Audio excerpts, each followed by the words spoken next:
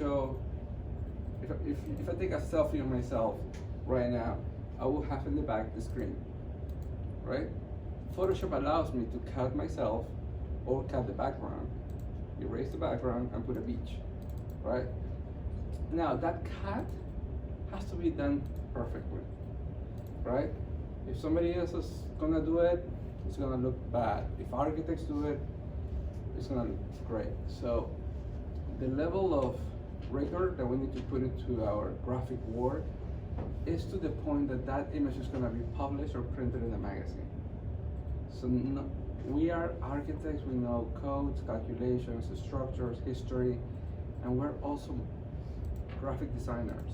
And we need to do all that. It's the last Renaissance profession, so enjoy it, right? So we get to do all that, and it's super fun.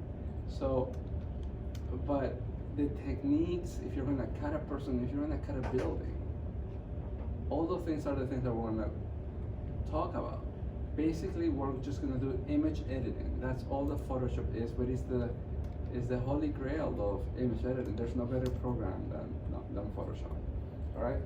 And it's really, like when we did that poster of Lidea, we just got a picture of that guy and cut the silhouette and then put a gray color in the back. I mean, the poster right here. Right? But then to cut the hair is always complicated, so you use a special tool and all that, and in the end it looks quite realistic.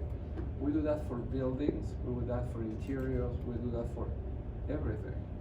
So when you create a building in SketchUp, you can see right now that your background is green, it has a gradient, and it's very complicated to work with.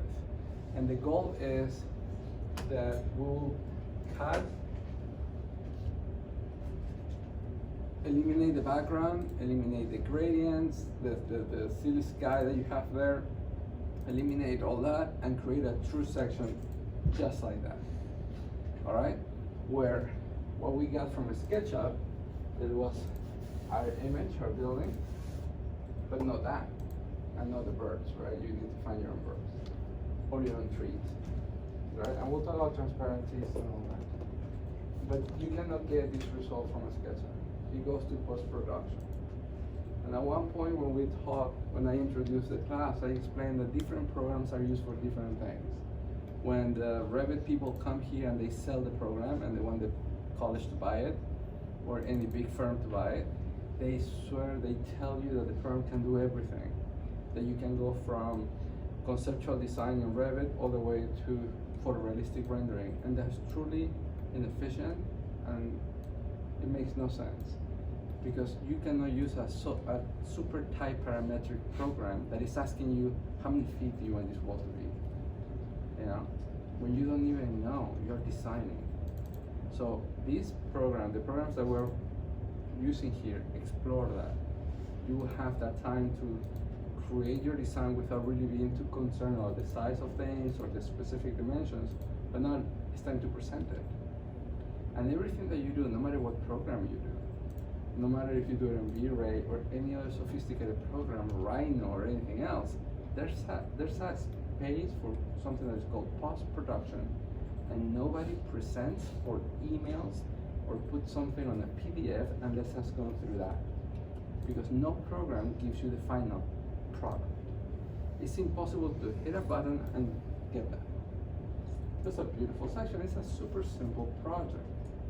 So we just put a sky in the back, some silhouettes, some people that you can Google. You just type gray silhouettes and Google gives them to you, and you just right click and save them, and then you know how to place them, and we'll do all that, right?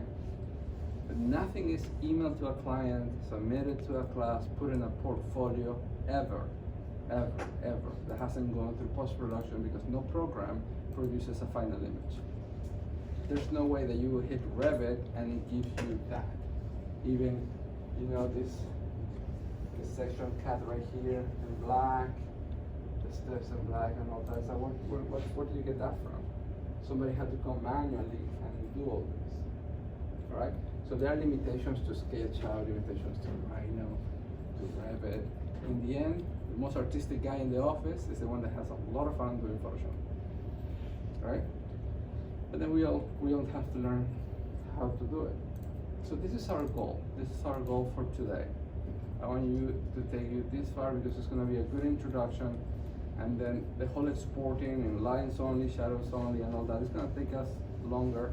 And at that point, your model should be really 100% done. And I want to start with that on Thursday. So you shouldn't be modeling anymore. Now, since I go by the progress of the class, I would like to know how many of you are done, in case we need to add an extra day or some extra time. So, brag about it. How many of you are done with the modeling part of this program?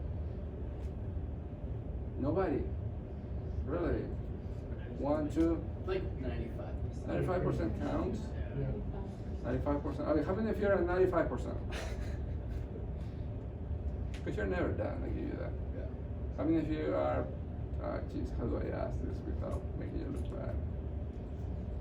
80, 50. You're 50? Yeah, but I can work with you. All right, so we're almost done, right? So this is what I want to do. As designers and as people that are working in 3D, if I get you 3 more months to keep finishing this little thingy, you will really use the entire 3 more months to complete it. Because that's how we work. We keep adding stuff and changing things. So we need to have a deadline. At this point, finish modeling whatever you need to model, pick a section that it doesn't create any issues, and let's do this exercise. All right, so I'm gonna give you 45 minutes until 40 minutes, 35 minutes. So you can get your model complete, so you can create your one section